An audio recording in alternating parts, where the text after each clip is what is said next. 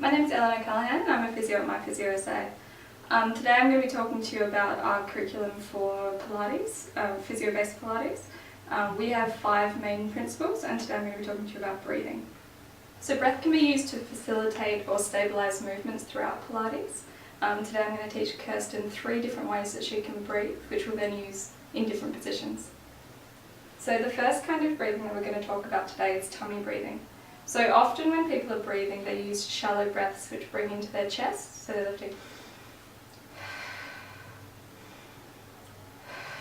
Okay, Kirsten, going to show us your chest breathing. So see how her chest rises and falls, and she has a small amount of effort coming through her tummy. What I'm going to teach you today is to facilitate the tummy breathing to maximise use of the diaphragm. Okay, so what I want you to do, Kirsten, is to push your tummy up into my hand as you breathe in. Tummy rising and falling.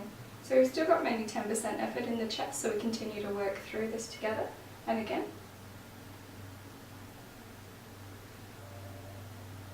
A great way that Kirsten can do this for herself at home is by placing one hand on her tummy and one hand on her chest, focusing on letting the hand on the tummy rise and fall, and the hand on the chest to stay still.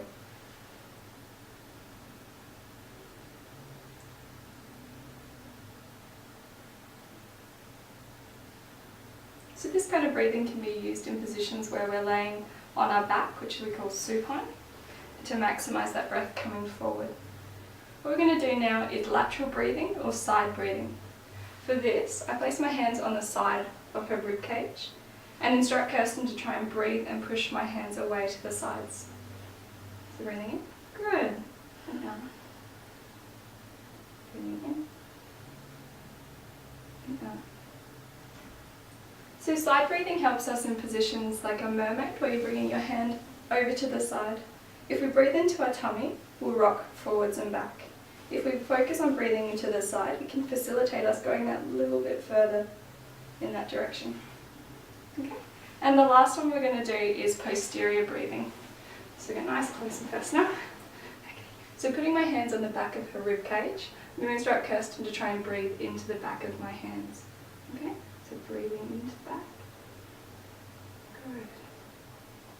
Relax. So the posterior breathing can be used in a position like child pose here.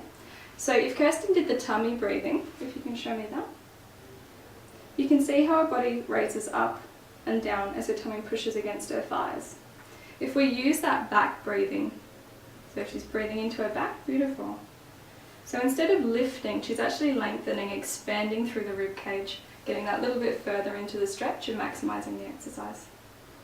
So there are 3 of the different kinds of breathing that we can do. Next I'm going to show you how to facilitate and stabilise movement with breath. So in Pilates classes we decide on different kinds of breathing to either facilitate or stabilise your movement. So a simple way to understand this is to, as you breathe in, you raise your arms. As you breathe out, your arms lower. This is a natural movement. So breathing in facilitates your arms moving up, breathing out facilitates them moving down. In Pilates, sometimes we'll choose a stabilising movement. So that will mean to breathe out